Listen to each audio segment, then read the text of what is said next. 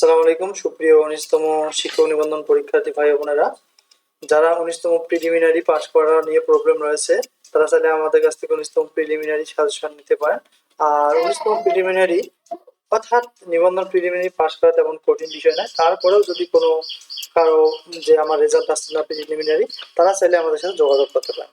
আর যারা নিজেরাই পড়তে পারেন বেশ ভালো কথা, আপনারা চাইলে এই তথ্যটি অবলম্বন করে স্কুল ও কলেজ পর্যায়ে প্রস্তুতি নিতে পারেন, যে বুকগুলো অবশ্যই পড়তে হবে।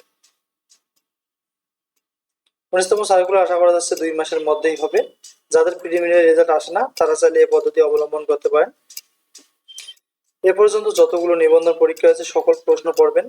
এর পাশাপাশি আপনারা 10 থেকে 40তম বিসিএস প্রশ্নগুলো পড়তে পারেন।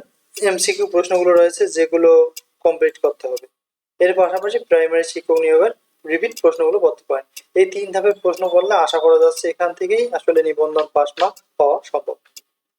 তো সকলের জন্য শুভকামনা রইল। আর যদি আমাদের টিপস তথ্য এবং ট্রিক্সগুলো ভালো লাগে অবশ্যই চ্যানেলটি সাবস্ক্রাইব করবেন।